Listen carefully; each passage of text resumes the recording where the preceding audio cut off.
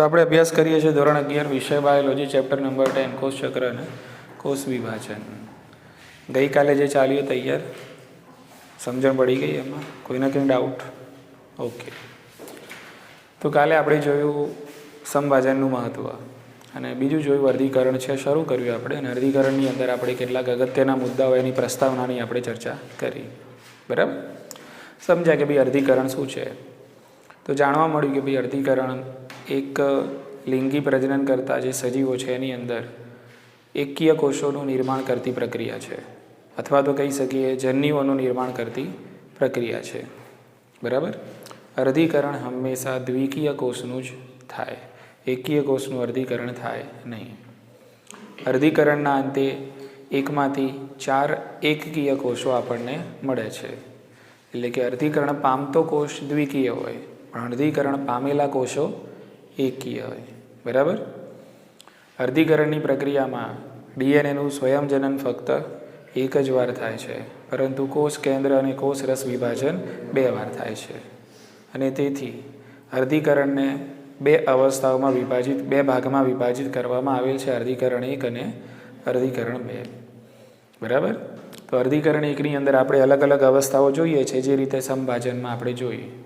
પૂર્વાવસ્થા 1, ભાજનાવસ્થા 1, ભાજનોત્તરાવસ્થા 1 અને અંત્યાવસ્થા 1. એવી રીતે વર્ગીકરણ 2માં પણ પૂર્વાવસ્થા 2, ભાજનાવસ્થા 2, ભાજનોત્તરાવસ્થા 2 અને અંત્યાવસ્થા 2. આટલું આપણે ભણીશું એટલે વર્ગીકરણની પ્રક્રિયા પૂર્ણ થશે. એટલે હવે એ પ્રક્રિયા જે આપણે સમજવા જઈ રહ્યા છીએ એની અંદર વર્ગીકરણ 1 આપણે સૌથી પહેલાં શરૂ કરીએ છીએ. ટાઇટલ હું અહીંયા આપું છું વર્ગીકરણ. બરાબર? ટાઇટલ હું આપું છું વર્ગીકરણની ક્રિયાવિધિ. એટલે અહીંયા વર્ગીકરણ કઈ રીતે થાય છે એ આપણે સમજીએ છીએ. પણ વર્ગીકરણ એ ખૂબ લાંબી પ્રક્રિયા છે અને વર્ગીકરણની પ્રક્રિયાને આપણે 2 ભાગમાં વિભાજિત કરેલી છે. એક છે વર્ગીકરણ 1 અને બીજું છે વર્ગીકરણ 2. તો આજે આપણે વર્ગીકરણ 1 શરૂ કરીએ છીએ. તો વર્ગીકરણ 1ની અંદર આપણે જોયું કે વર્ગીકરણ 1 છે એમાં સૌથી પહેલાં તમારો કોષ જે અવસ્થામાં દાખલ થશે એ છે પૂર્વાવસ્થા 1. તો આજે આપણે ફક્ત પૂર્વાવસ્થા 1 પૂરું કરીશું. બરાબર ને? પછી જો સમય મળશે તો આગળ વધીશું, જેવો સમય. બરાબર? કે નહીંતર આપણે તમને રજા આપી દઈશું. તો વર્ગીકરણ 1માં સૌ પ્રથમ કોષ પૂર્વાવસ્થા 1માં પ્રવેશ કરે છે. તો પૂર્વાવસ્થા વિશે આપણે શું લખી શકીએ? તો વર્ગીકરણ 1ની જે પૂર્વાવસ્થા છે એ સામાન્ય આપણે સમભાજનમાં જે પૂર્વાવસ્થા જોઈ, નોર્મલ આપણે આગળ સમભાજન જોયું, સમભાજનમાં શું હતી? પૂર્વાવસ્થા. તો એ પૂર્વાવસ્થા અને વર્ગીકરણ 1ની આ પૂર્વાવસ્થા 1 એ બેને કમ્પેર કરીએ તો પૂર્વાવસ્થા 1 વધારે જટિલ અને લાંબી પ્રક્રિયા છે. કોની સરખામણીમાં? પૂર્વાવસ્થાની સરખામણીમાં. બરાબર ને? ઓકે. અને જટિલ અને લાંબી પ્રક્રિયા એટલા માટે છે કારણ કે આ પૂર્વાવસ્થા 1ને આપણે ઘણા બધા, નહીં તો 5 તબક્કાઓમાં વહેંચીએ છીએ. કેટલા તબક્કાઓમાં? 5. પૂર્વાવસ્થા 1ને 5 તબક્કાઓમાં વહેંચવામાં આવે છે. એ શાના આધારે વહેંચવામાં આવે છે આપણે એની પણ વાત કરીએ. સૌથી પહેલાં પૂર્વાવસ્થા 1ની તારીફમાં આપણે લખી શકીએ. બરાબર? કે ભાઈ તે ખૂબ જ જટિલ અને લાંબી પ્રક્રિયા છે જેની અવધિ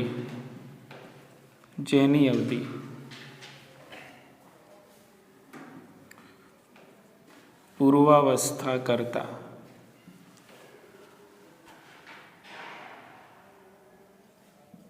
ઘણી લાંબી છે. હવે જ્યારે પૂર્વાવસ્થા 1માં કોષ પ્રવેશ કરે છે પહેલાં થવાની આંતરાવસ્થા. પહેલાં શું થવાનું? આંતરાવસ્થા પૂરી થઈ ગઈ. આપણે અહીંયા એવું સમજવાનું, આંતરાવસ્થાને ફરીથી ડિસ્કસ અહીંયા નથી કરતા. આંતરાવસ્થા પૂરી થઈ જાય છે એટલે આંતરાવસ્થામાં કોષની જે વૃદ્ધિ થવાની છે થઈ જાય છે. પછી કોષ શામાં પ્રવેશ કરે છે? વર્ગીકરણ 1 અને એમાં સૌથી પહેલાં શામાં? પૂર્વાવસ્થા 1માં. બરાબર? કે તો જ્યારે કોષ પૂર્વાવસ્થા 1માં પ્રવેશ કરે છે ત્યારે આની અંદર ઘણા બધા રંગસૂત્રીય વર્તણૂક જોવા મળે છે. શું જોવા મળશે? રંગસૂત્રીય વર્તણૂક, બરાબર. ઓકે, તો એની અંદર જે રંગસૂત્રીય વર્તણૂકની અંદર જે ફેરબદલ અને જે ફેરફારો જોવા મળે છે એ રંગસૂત્રીય વર્તણૂકના આધારે પૂર્વાવસ્થા એકને અલગ અલગ 5 તબક્કાઓમાં વિભાજિત કરવામાં આવે છે. એટલે ટૂંકમાં કોષની અંદર જે રંગસૂત્ર હશે એ રંગસૂત્રની અંદર આપણે જોઈશું ઘણા બધા ચેન્જીસ થશે, ઘણી બધી પ્રક્રિયાઓ થશે. રંગસૂત્રિકાઓ જોડાશે, જનીનોની અદલા બદલી થશે, સમજાત રંગસૂત્રો બનશે, સ્વસ્તિકની ચોકડી બનશે અને રંગસૂત્રો છૂટા પડશે. એટલે બધું જે ઉથલપાથલ જે થાય છે, બરાબર, એ બધી રંગસૂત્રોમાં થવાની. શામાં થવાની? એટલે આપણને અહીંયા એક ભિન્ન પ્રકારની રંગસૂત્રીય વર્તણૂક જોવા મળે છે અને એ રંગસૂત્રીય વર્તણૂકના આધારે પૂર્વાવસ્થા એકને કેટલા તબક્કામાં? 5 તબક્કામાં વહેંચેલી છે, બરાબર. કે તો અહીંયા આપણે લખશું તેને, એટલે પૂર્વાવસ્થા એકને, તેને રંગસૂત્રીય વર્તણૂકના આધારે 5 તબક્કાઓમાં વિભાજિત કરાય છે.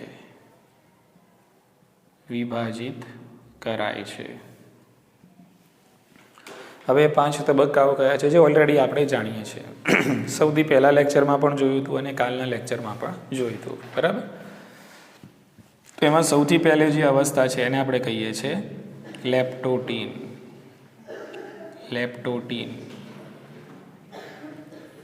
બરાબર.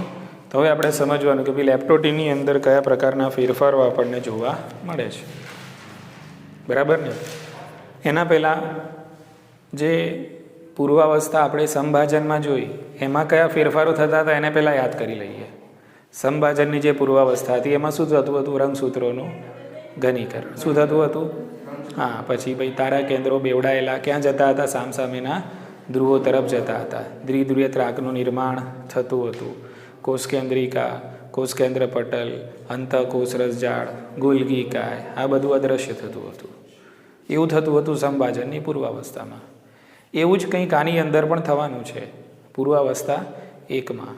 પણ આની અંદર આ પ્રક્રિયા ખૂબ લાંબી છે, બરાબર. કે અને આની અંદર રંગસૂત્રીય વર્તણૂક છે એના ફેરફારો જોવા મળે છે. એટલે સમજવા માટે આપણે પૂર્વાવસ્થા એકને અલગ અલગ તબક્કાઓમાં વિભાજિત કરીએ છીએ. એમાં પહેલો તબક્કો છે લેપ્ટોટીન. શું થશે લેપ્ટોટીનમાં? તો પૂર્વાવસ્થામાં શું થયું હતું? રંગસૂત્રોનું ઘનીકરણ. તો અહીંયા લેપ્ટોટીનમાં પણ આ જ વસ્તુ થવાની છે. કોષની અંદર રહેલા રંગસૂત્રોનું ઘનીકરણ થાય છે, બરાબર ને. અને ઘનીકરણ સમગ્ર લેપ્ટોટીન અવસ્થા દરમિયાન ચાલુ જ રહે છે. બસ આ મુદ્દો પૂરો થઈ ગયો મુદ્દો. શાનો? લેપ્ટોટીનનો. બોલો, ખ્યાલ આવી ગયો? કે તો લેપ્ટોટીન વિશે આપણે લખી શકીએ અહીંયા કે તેમાં રંગસૂત્રોનું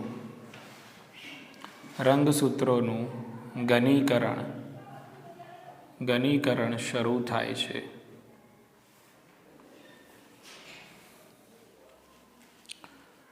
અને તે સમગ્ર અવસ્થા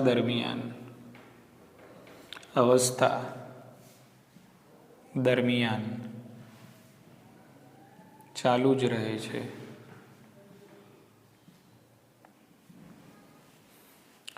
હવે રંગસૂત્રોનું ઘનીકરણ થાય. રંગસૂત્રો આમ પહેલાં કેવા હોય? ફેલાયેલા, એટલે રંગસૂત્ર દ્રવ્ય સ્વરૂપે દેખાય. હવે રંગસૂત્રો કેવા શરૂ થવાનું, મતલબ કેવા થવાનું શરૂ થયું? ઘનીકૃત થવાનું શરૂ થયું. રંગસૂત્રો સંકોચાવાનું શરૂ થયું. એટલે રંગસૂત્રો છે એનો આકાર સ્પષ્ટ દેખાવાનું શરૂ થશે. શું થશે? શરૂ થશે. એટલે અહીંયા તમને રંગસૂત્રો કંઈક આવા દેખાય, બરાબર ને. આ પ્રમાણે રંગસૂત્રો આપણને કંઈક જોવા મળે. બોલો, ખ્યાલ આવી ગયો? કે તો અહીંયા રંગસૂત્રો આપણને દેખાશે કે જેમાં મધ્યમાં હશે સેન્ટ્રોમિયર. અને આ સેન્ટ્રોમિયર સાથે જોડાયેલા 2 એકલ સૂત્રો જોવા મળે છે. તો એ વસ્તુ અહીંયા ફરીથી આપણે લખી શકીએ છીએ. રંગસૂત્રો મધ્યમાં સેન્ટ્રોમિયર ધરાવે છે અને તેની સાથે અને તેની સાથે. 2 એકલ સૂત્રો જોવા મળે છે.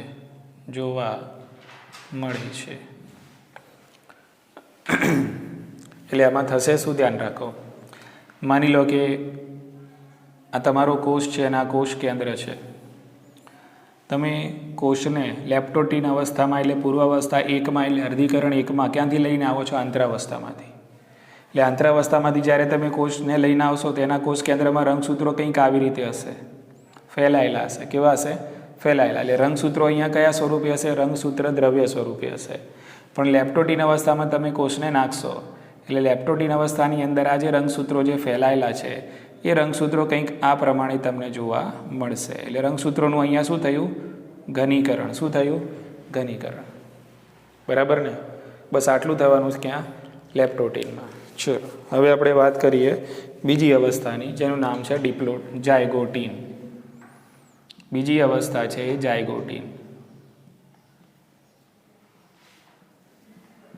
સમજો, બહુ સરસ અને ઇઝી છે. જાયગોટીનમાં શું થશે? તો જાયગોટીનમાં શું થશે? અહીંયા જે બધા રંગસૂત્રો તૈયાર થઈ રહ્યા છે એ બધા રંગસૂત્રો છે એમની લંબાઈના અનુરૂપ જોડીઓ બનાવવાનું શરૂ કરશે. હું તમને એમ કહું કે ભાઈ આ તમે 5-6 છોકરીઓ છે, એમાં જેની હાઇટ સરખી હોય એ જોડીઓ બનાવી દો. તો ઉન્નતિની વિધિ શું બનાવી દે? જોડી બનાવી દે. એમની લંબાઈના આધારે નિદા અને ચિલનું જોડી બનાવી દે. ખ્યાલ આવી ગયો ને? ઓકે. એટલે તમે તમારા બેની લંબાઈ સરખી છે એની જોડી બની ગઈ, તમારા બેની લંબાઈ સરખી છે એની જોડી બની ગઈ. એવી જ રીતે અહીંયા 23 જોડો હોય. માનવના કોષની વાત કરીએ તો અહીંયા કેટલી જોડો હશે? 23 જોડો હશે. બરાબર ને? એટલે રંગસૂત્રો હશે 46. કેટલા હશે? તો એ 46 રંગસૂત્રોમાં શું થવાનું? એમની લંબાઈના અનુસાર 23 જોડો બનશે. બરાબર? એટલે આ રંગસૂત્રો એમની લંબાઈના અનુરૂપ એકબીજા સાથે જોડી બનાવશે. એટલે જે 2 રંગસૂત્રની લંબાઈ સરખી હશે જોડે આવી જશે, એની જોડી બની જશે. ખ્યાલ આવી ગયો ને? ઓકે. એટલે જાયગોટીનની અંદર સૌથી પહેલાં ચેન્જીસ શું થવાનું કે જાયગોટીનમાં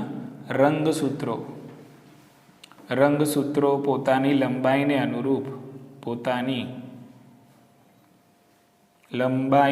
અનુરૂપ જોડીઓ બનાવવાનું શરૂ કરે છે. જોડીઓ બનાવવાનું શરૂ કરે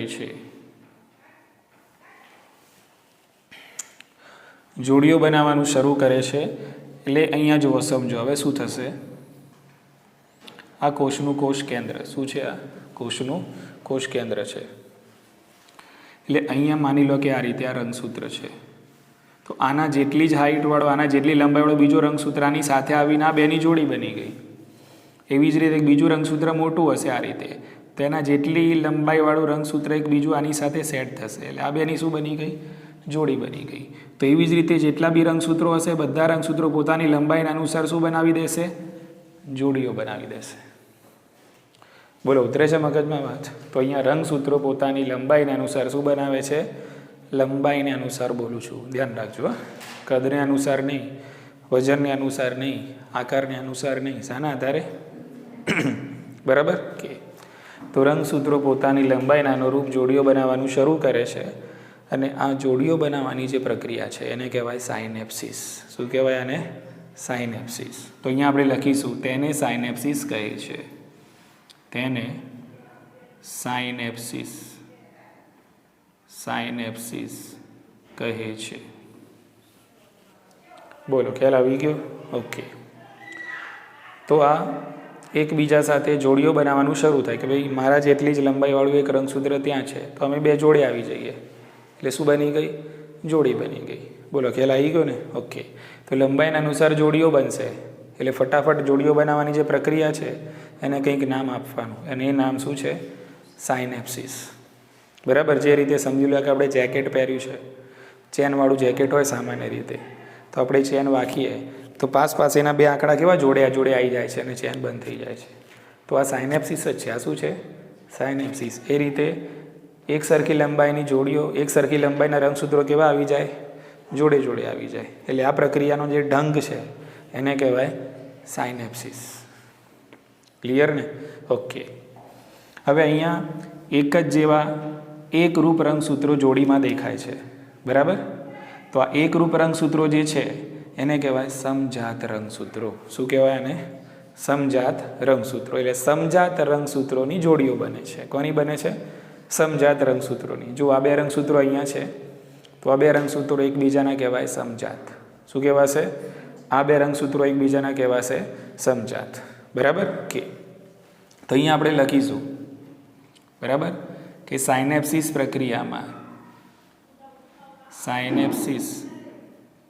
પ્રક્રિયામાં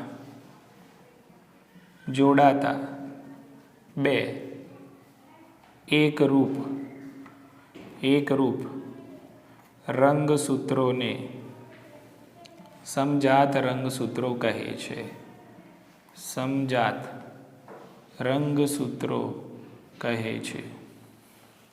બરાબર? એટલે અહીંયા બધા પંચ છે. જાયગોટીન અવસ્થા બહુ જ અગત્યની છે અને બધા એના 25 છે. બરાબર? એટલે એક પંચ કયો છે તમારે યાદ રાખવાનું? કઈ વ્યાખ્યા? સાયનેપ્સિસ. તમારે યાદ રાખવાનું સમજાત રંગસૂત્રો કોને કહે છે. ક્લિયર ને? એટલે આ બે રંગસૂત્રો છે, આ બધા આ જોડીમાં રંગસૂત્ર છે. આ બે એકબીજાના કેવા કહેવાય? એકરૂપ રંગસૂત્રો. તો એને આપણે કહીએ છીએ સમજાત રંગસૂત્રો. બરાબર ને? એટલે આ પ્રમાણે સમજાત રંગસૂત્રોની જોડીઓનું બનવું એ પણ અર્ધીકરણની એક લાક્ષણિકતા છે. આ પ્રમાણે જોડીઓ સંભાજનમાં બનતી હતી. ભાઈ, સંભાજનમાં આવું કંઈ થતું હતું? સમજાત રંગસૂત્રોની જોડીઓ બનતી હતી? ના. આમાં બને છે. એટલે અર્ધીકરણની આ પણ શું કહેવાય? એક લાક્ષણિકતા કહેવાય. ઇઝી? ચાલો હવે આગળ વધીએ આપણે.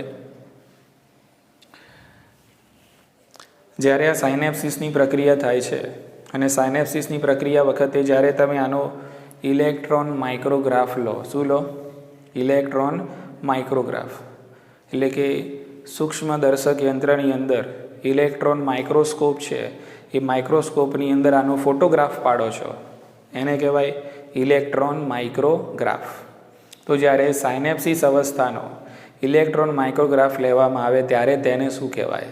તો ત્યારે એને સિનેપ્ટોનીમલ સંકુલ કહે છે. શું કહેવાય એને?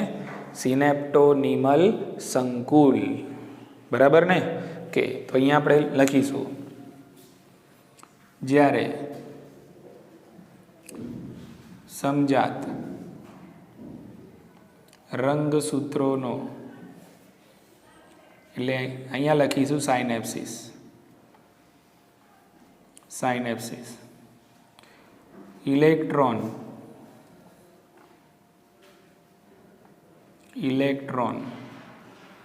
માઇક્રોગ્રાફ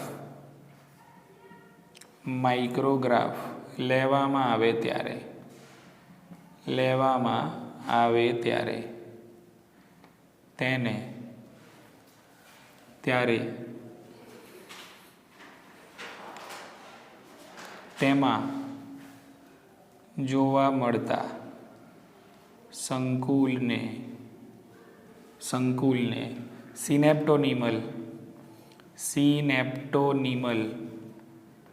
સિનેપ્ટોનીમલ સંકુલ કહે છે.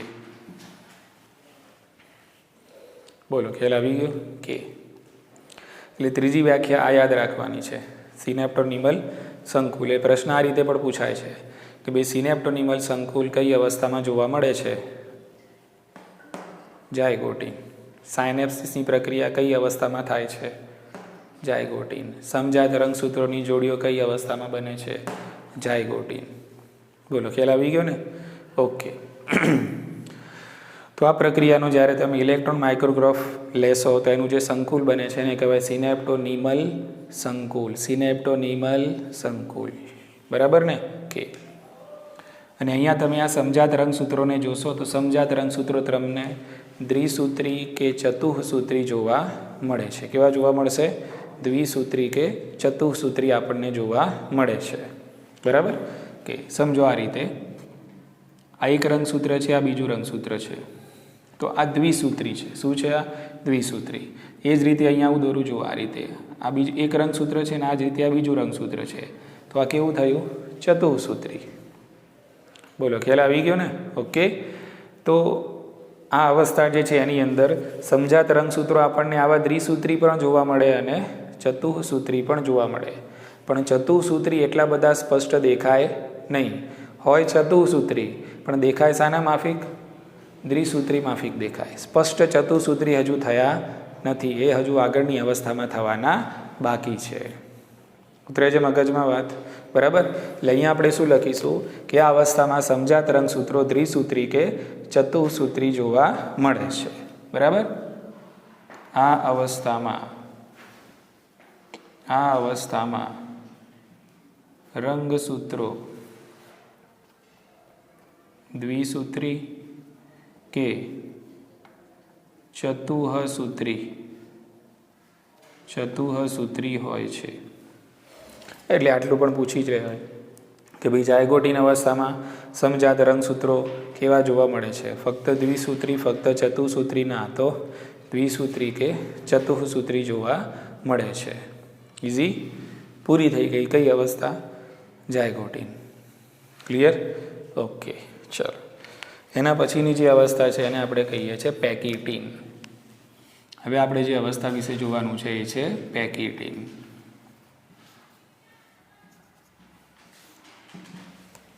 બરાબર. કે ચલો, પેકિટીનમાં શું થશે હવે ધ્યાન રાખો.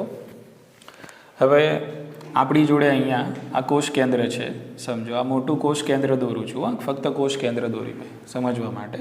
કોષ છે આખો, પણ એનું આખું આપણે અહીંયા શું લીધું? ફક્ત કોષ કેન્દ્ર. કારણ કે જે ગડમથલ થવાની બધી કોષ કેન્દ્રમાં થવાની, અને જે વર્તણૂકમાં ફેરફાર થવાના એ કોની વર્તણૂકમાં થઈ રહ્યા છે? રંગસૂત્રોની વર્તણૂકમાં. એના આધારે જ આપણે આ તબક્કાને કેટલા 5 એટલે આ અવસ્થાને કેટલી 5 તબક્કાઓમાં વિભાજિત કરેલ છે. હવે અહીંયા આપણને આ રીતે રંગસૂત્રો જોવા મળે છે સ્પષ્ટપણે ચતુઃસૂત્રી. કેવા જોવા મળશે સ્પષ્ટપણે? ચતુઃસૂત્રી. બોલો, ખ્યાલ આવી ગયો ને? આમાં તો કેવા જોવા મળતા હતા? સમજાત રંગસૂત્રો દ્વિસૂત્રી કે ચતુઃસૂત્રી, પણ પેકિટીન અવસ્થામાં હવે સ્પષ્ટપણે રંગસૂત્રો ચતુઃસૂત્રી જોવા મળે છે. તો અહીંયા લખી લઈશું આપણને, તેમાં રંગસૂત્રો કૌંસમાં લખીશું સમજાત સ્પષ્ટપણે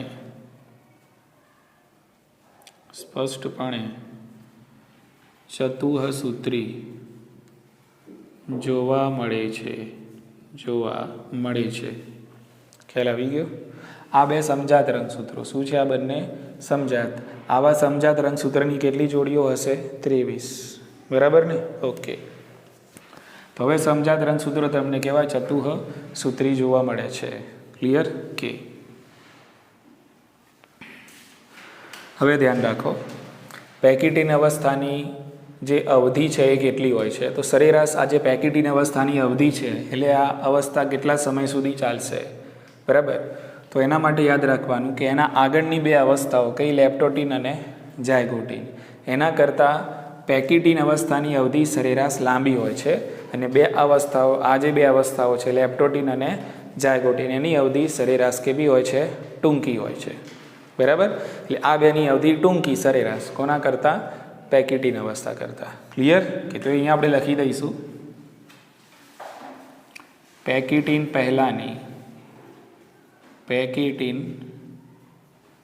પહેલાની બે અવસ્થાઓની અવધિ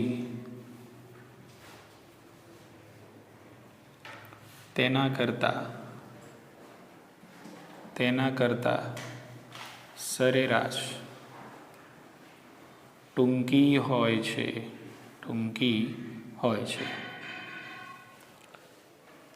ચલો, હવે થાય છે શું? સમજાત રંગસૂત્રો તમે બનાવી દીધા. હવે સમજાત રંગસૂત્રો બન્યાના પાછળનો કોઈ મકસદ હશે, એટલા માટે શું બને? સમજાત રંગસૂત્રો બને છે.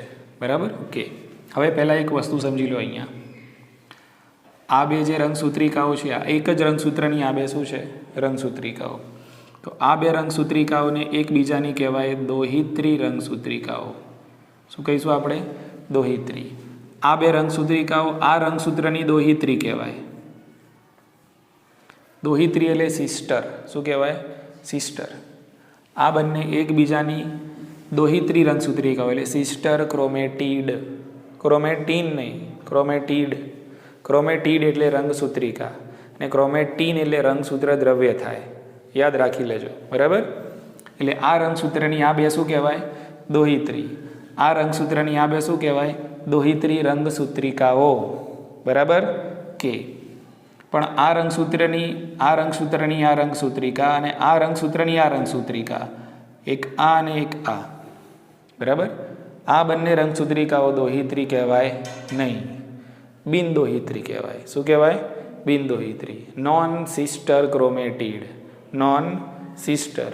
આ બંને એકબીજાની સિસ્ટર ક્રોમેટીડ કહેવાય, પણ એક આ ને એક આ બંને એકબીજાની કેવી કહેવાય? નોન સિસ્ટર, બરાબર ને. એકરૂપ નથી. કેવી છે? આ બંને રંગસૂત્રિકાઓ છે કેવી છે? એક જ રંગસૂત્રની છે નહીં. આ બંને રંગસૂત્રિકાઓ સમજાત રંગસૂત્રની ખરી, સમજાત રંગસૂત્રની ખરી, બરાબર, પણ કેવી છે? બિન દોહિત્રી છે, દોહિત્રી રંગસૂત્રિકાઓ નથી. એટલે આ કોન્સેપ્ટ મેં કેમ સમજાવ્યો તમને હવે ધ્યાન રાખો. તો પેકિટીન અવસ્થાની જે શરૂઆત છે એમાં આપણને પુનઃ સંયોજિત ગંઠિકાઓ જોવા મળે છે. પુનઃ સંયોજિત ગંઠિકાઓ, બરાબર કે. સમજી લો કે આ બે રંગસૂત્રિકાઓ એક રંગસૂત્રની છે, આ બે રંગસૂત્રિકાઓ બીજા રંગસૂત્રની છે, બરાબર. એટલે આ બંને શું થયા? સમજાત રંગસૂત્રો. હવે પુનઃ સંયોજન થશે એટલે આ રંગસૂત્રની એક આ રંગસૂત્રિકા છે અને આ રંગસૂત્રની એક આ રંગસૂત્રિકા છે. આ બંને વચ્ચે આ રીતે કંઈક ગાંઠ જેવી રચના પેદા થશે, બરાબર. એટલે ચિત્ર કંઈક આ રીતે બનશે. આપણે ચિત્ર દોરતા જઈએ છીએ અને સમજતા જઈએ છીએ, ધ્યાન રાખજો.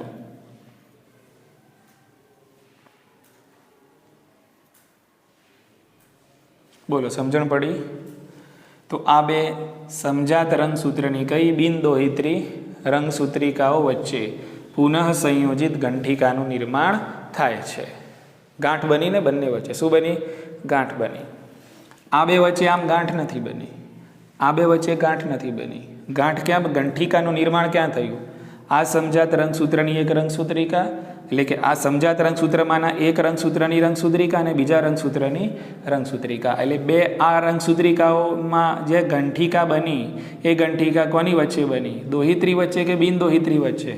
બિનદોહિત્રી વચ્ચે, બરાબર. તો અહીંયા હું લખું છું બિનદોહિત્રી. આટલી ખબર પડી? ઓકે. એટલે આ પ્રકારની પુનઃ સંયોજિત ગંઠિકાનું નિર્માણ થવું એ પેકિટીન અવસ્થાની લાક્ષણિકતા છે. ખાસ યાદ રાખજો, પેકિટીન અવસ્થાની લાક્ષણિકતા કઈ? પુનઃ સંયોજિત ગંઠિકાનું દ્રશ્યમાન થવું એ પેકિટીન અવસ્થાની લાક્ષણિકતા છે, બરાબર. ઓકે. અહીં તો આપણે અહીંયા મુદ્દો લખીશું. સમજાત રંગસૂત્રોની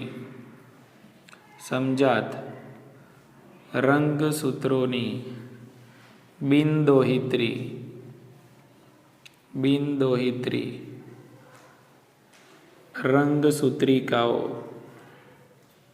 રંગસૂત્રિકાઓ વચ્ચે પુનઃ સંયોજિત ગંઠિકાઓનું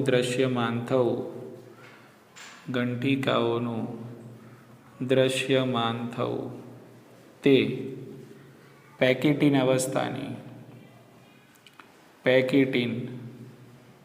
અવસ્થાની નિશાની છે. ચલો, આટલી ખબર પડી ગઈ કે હવે શું થશે? ધ્યાન રાખો. એટલે હવે આ બંને જે રંગસૂત્રિકાઓ છે એ રંગસૂત્રિકાઓ વચ્ચે એક ચોક્કસ પ્રકારની પ્રક્રિયા થશે. એની પ્રક્રિયાને કહેવાય વ્યતિકરણ. શું કહેવાય એને? વ્યતિકરણ. એકદમ ઇઝી છે. જુઓ, આ ગંઠિકા કંઈક આ રીતે બની, બરાબર ને કે. હવે શું થશે? અમારો આ હાથનો જે ટુકડો છે, આ હાથનો, બરાબર, એ અહીંયા આ હાથમાં આવી જશે અને આટલો આ હાથનો ટુકડો છે આ હાથમાં આવી જશે. સમજાયું કે ના સમજાયું? જુઓ, આ બે છે રંગસૂત્રિકાઓ. શું છે આ બે? બરાબર ને, આ રંગસૂત્રિકાઓ છે અને આ છે પુનઃ સંયોજિત ગંઠિકા. અહીંયા ગાંઠ થઈ, હા કે ના? બરાબર ને, અહીંયા ગાંઠ થઈ કે. એટલે હવે શું થશે? આનો આટલો જે ભાગ છે, બરાબર, આટલો જે જનીન વિસ્તાર છે અહીંયાથી ઉખડીને અહીંયા આવી જશે. બરાબર છે, અને આનો જે ભાગ છે એ અહીંયાથી ઉખડીને ક્યાં આવી જશે? અહીંયા આવી જશે. સમજાયું કે ના સમજાયું? ખ્યાલ આવી ગયો ને? એટલે અહીંયા થઈ જનીનોની અદલા બદલી. શું થઈ? જનીનોની અદલા બદલી.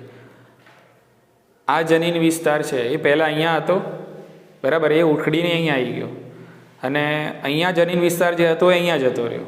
એટલે એક્સચેન્જ થયું. જનીનોની શું થઈ? ફેરબદલ થઈ, અદલા બદલી થઈ. કોની વચ્ચે થઈ? સમજાત રંગસૂત્રની દોહિત્રી રંગસૂત્રિકા વચ્ચે થઈ? ના, કઈ? બિનદોહિત્રી રંગસૂત્રિકા વચ્ચે જનીનોની થાય છે અદલા બદલી. એટલે આને કહેવાય વ્યતિકરણ. શું કહેવાય આને? વ્યતિકરણ. બોલો, ખ્યાલ આવી ગયો? ઓકે, ચલો હવે લખીએ. બરાબર, સરળ શબ્દોમાં આપણે લખવાનો પ્રયત્ન કરીએ. અહીંયા લખીશું, અહીં વ્યતિકરણની પ્રક્રિયા શરૂ થાય છે.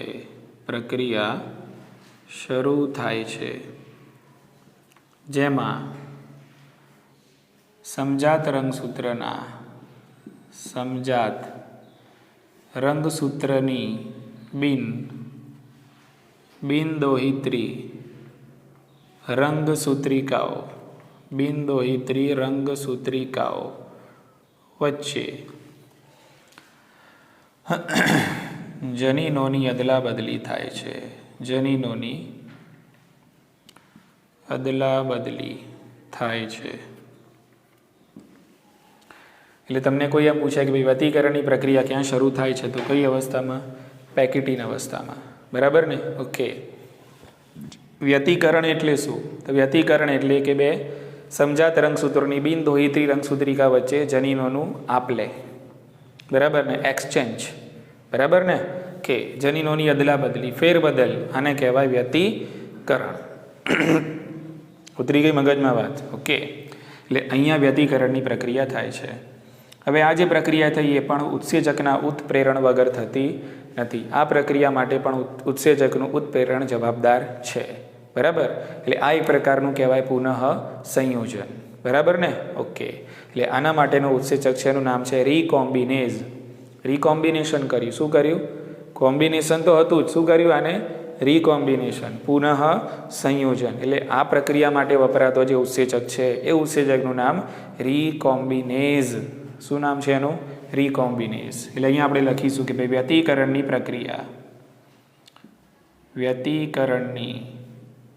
પ્રક્રિયા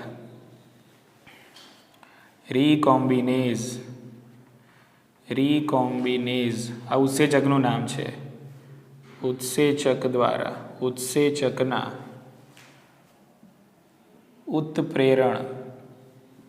ઉત્પ્રેરણથી થાય છે. એટલે આ ઉત્સેચકનું નામ યાદ રાખવાનું છે. કયું? રીકોમ્બિનેઝ. રીકોમ્બિનેશન કરી આપ્યું. એને શું કરી આપી? જનીનોની અદલા બદલી કરી આપી. બોલો, ખ્યાલ આવી ગયો? કે અને આ પેકિટીન અવસ્થાનો જે અંત ભાગ છે એ અંત ભાગની અંદર જનીનોની અદલા બદલી પૂર્ણ થાય છે. શું પૂર્ણ થશે? જનીનોની અદલા બદલી પૂર્ણ થશે. પણ અહીંયા તો આ રીતે સિચ્યુએશન તો આ રીતે જ રહેવાની છે. ખાલી શું થઈ? જનીનોની અદલા બદલી જ થઈ છે, બાકી સ્ટ્રક્ચર તો આવું જ રહેવાનું છે. ખાલી શું થઈ ગઈ? જનીનોની અદલા બદલી થઈ ગઈ. બરાબર ને? એટલે પેકિટીન અવસ્થામાં વ્યતિકરણની પ્રક્રિયા એટલે કે જનીનોની અદલા બદલી શું થાય છે? પૂર્ણ થાય છે. બોલો, ખ્યાલ આવી ગયો? કે તો અહીંયા આપણે લખીશું, અહીં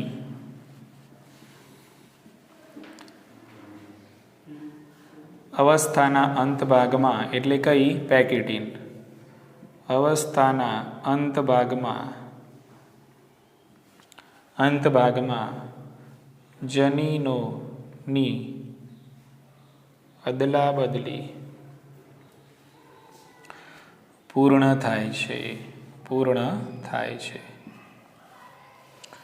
પૂરી થઈ ગઈ કઈ અવસ્થા? પેકિટીન. હવે આપણે જોઈશું કઈ? ડિપ્લોટીન. કઈ અવસ્થા આવી હવે? ડિપ્લોટીન. બરાબર?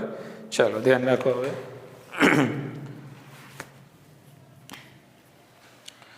તો હવે જોઈએ ડિપ્લોટીન. શું થશે આની અંદર? જુઓ તો પહેલાં તો યાદ રાખવાનું કે ભાઈ આ જે ડિપ્લોટીન અવસ્થા છે, ડિપ્લોટીન અવસ્થાની અંદર અહીંયા આપણે જાયગોટીનમાં કયું સંકુલ બનાવેલું? સિનોપ્ટોનિમલ સંકુલ. એટલે ડિપ્લોટીનમાં પહેલાં તો આ સિનોપ્ટોનિમલ સંકુલ છે એનું વિઘટન થવાનું શરૂ થશે.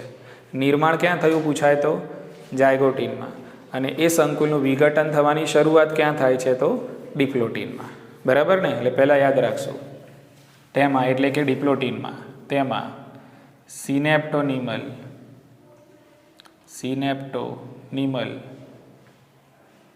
સંકુલના વિઘટનની શરૂઆત થાય છે.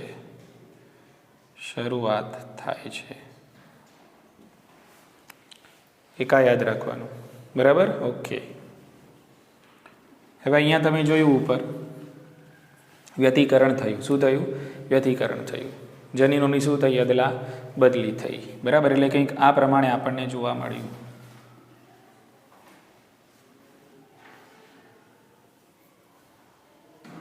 બરાબર ને? ઓકે. એટલે અહીંયા તમે જુઓ, જે સ્થાને વ્યતિકરણ થયું છે, જનીનોની અદલા બદલી થઈ છે, ત્યાં આ એક્સ આકારની ચોકડી જોવા મળે છે, એક્સ આકારની રચના જોવા મળે છે. તો આ જે એક્સ આકારની રચના છે એને સ્વસ્તિકની ચોકડી કહેવાશે. શું કહેવાય?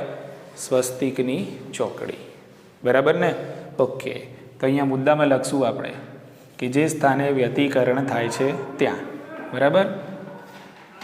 જે સ્થાને વ્યતિકરણ થાય છે ત્યાં એક્સ આકારની રચના જોવા મળે છે, જેને સ્વસ્તિકની ચોકડી કહે છે.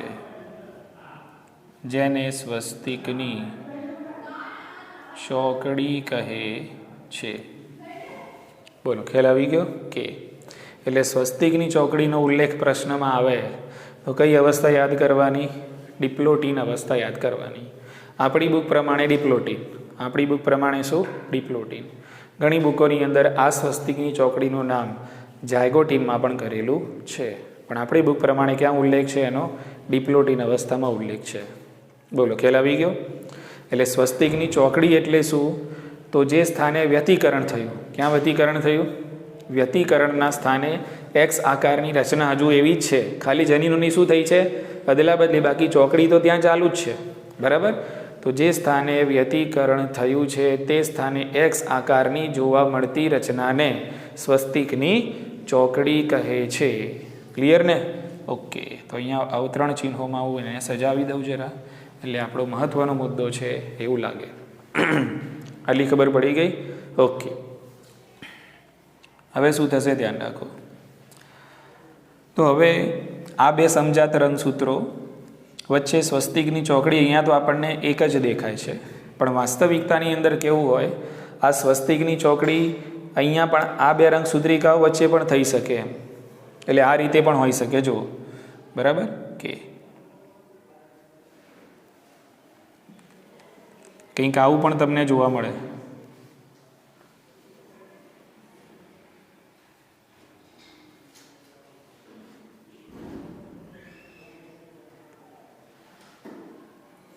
એટલે અહીંયા એક ચોકડી અહીંયા છે, એક ચોકડી અહીંયા છે, એટલે અહીંયા પણ વ્યતિકરણ થયું છે અને અહીંયા પણ શું થયું છે? વ્યતિકરણ થયું છે. બોલો, ખ્યાલ આવી ગયો? એટલે આ સ્વસ્તિકની ચોકડીની સંખ્યાનો આધાર શાના ઉપર છે? તો સ્વસ્તિકની ચોકડીની સંખ્યાનો આધાર શાના ઉપર હોય છે? તો રંગસૂત્રની લંબાઈ ઉપર. શાના ઉપર? જેટલા રંગસૂત્રો વધારે લાંબા હશે એટલી સ્વસ્તિકની ચોકડીની સંખ્યા વધારે હશે, એટલી વ્યતિકરણની સંખ્યા કેવી હશે? વધારે હશે. એટલી વધુ જગ્યાએ થયું હશે જનીનોની અદલા બદલી. એટલે અહીંયા સ્વસ્તિકની ચોકડી દેખાય છે, એનો મતલબ એમ કે અહીંયા વ્યતિકરણ થયું, અહીંયા થઈ જનીનોની અદલા બદલી, અહીંયા પણ થઈશું જનીનોની અદલા બદલી. કારણ કે અહીંયા તમને એક નહીં પણ કેટલી? બે સ્વસ્તિકની ચોકડી જોવા મળે છે. હા કે ના? બરાબર? એટલે જેટલી સ્વસ્તિકની ચોકડીઓ જોવા મળશે, કેટલા સંખ્યામાં સ્વસ્તિકની ચોકડી જોવા મળશે, એનો આધાર આ રંગસૂત્રની લંબાઈ ઉપર રહેલો છે. ક્લિયર ને? ઓકે. જેટલી લંબાઈ વધારે એટલી સ્વસ્તિકની ચોકડીઓની સંખ્યા વધારે. બરાબર? તો એક નાનકડો મુદ્દો અહીંયા આપણે લખી દઈશું. બરાબર? સ્વસ્તિકની ચોકડીની સંખ્યાનો આધાર, સ્વસ્તિકની ચોકડીની સંખ્યાનો આધાર,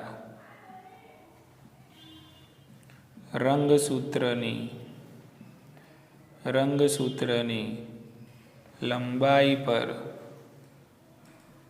રહેલો છે.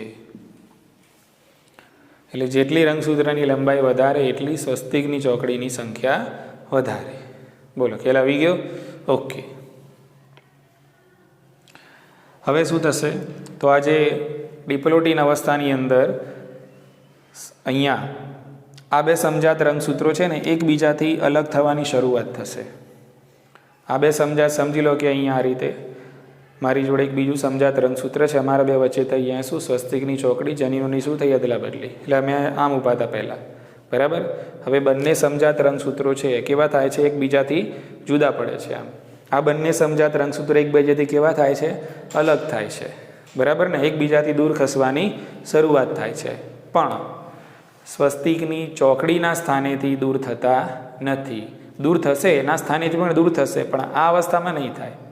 આના પછીની અવસ્થા કઈ? ડાયકાઇનેસિસ. એ અવસ્થાની અંદર સ્વસ્તિકની ચોકડીના સ્થાનેથી પણ બંને રંગસૂત્રો કેવા થઈ જશે? અલગ થઈ જશે. કંઈક આવું લાગશે તમને. જુઓ,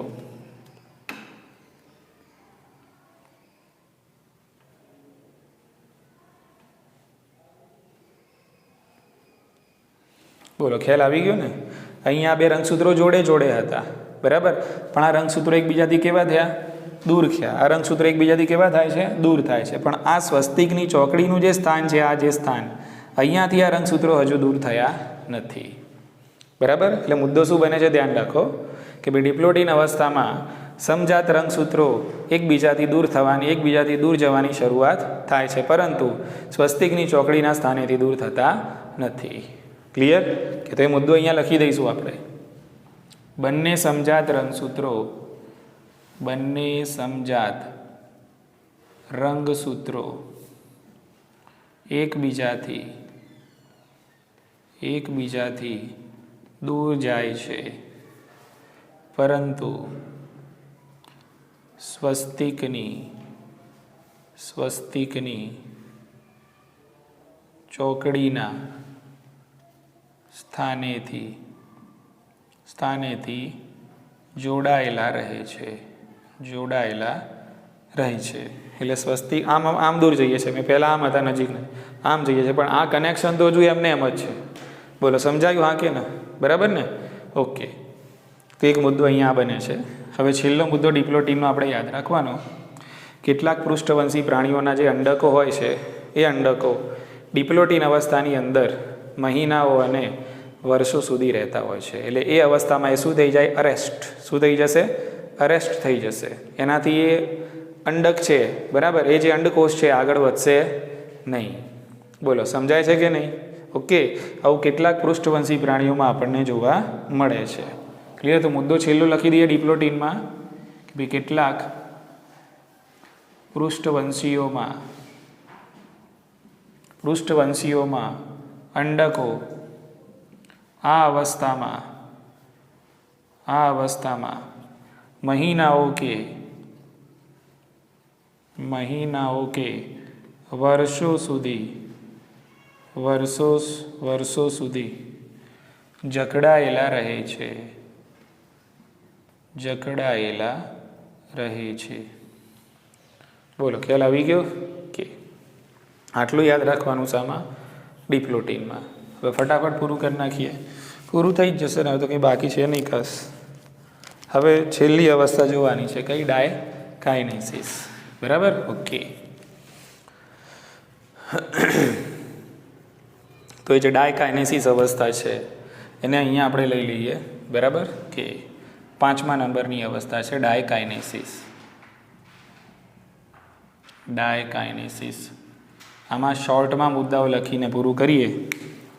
જો અહીંયા ડાયકાઇનેસિસમાં શું થશે? હવે તો ડિપ્લોટીનમાં શું થયું? જો આ બે સમજાત રંગસૂત્રો છે એકબીજાથી અલગ તો થયા, પણ સ્વસ્તિકની ચોકડીના સ્થાનેથી અલગ થયા હતા નહીં. અહીંયા સ્વસ્તિકની ચોકડીના સ્થાનેથી પણ બંને સૂત્રો કેવા થશે? અલગ થશે. બરાબર ને? ઓકે. તો અહીંયા આપણે લખીશું, અહીં સ્વસ્તિકની ચોકડીના સ્થાનેથી બંને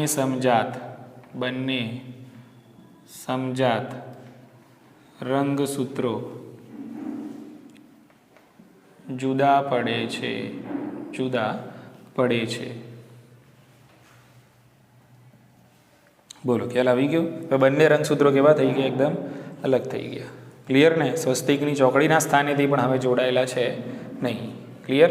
ચાલો, હવે પેલા જે સામાન્ય ચેન્જીસ હતા પૂર્વાવસ્થાને હવે અહીંયા આપણને જોવા મળશે. બરાબર? એટલે તારા કેન્દ્રોમાંથી દ્વિધ્રુવીય ત્રાકનું નિર્માણ થશે. બરાબર? અહીંયા આપણે લખશું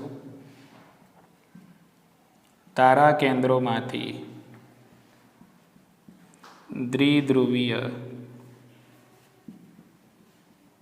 ત્રાકનું નિર્માણ થાય છે. પછી પૂર્વાવસ્થામાં શું થતું હતું? છેલ્લે અંતભાગમાં શું થતું હતું? એ બધું ડાયકાઇનેસિસમાં થશે. એટલે ડાયકાઇનેસિસનો જે અંતભાગ છે એની અંદર કોષ કેન્દ્રિકા અને કોષ કેન્દ્ર પટલ કેવા થશે? લુપ્ત થશે, અદૃશ્ય થશે. બોલો ખ્યાલ આવી ગયો?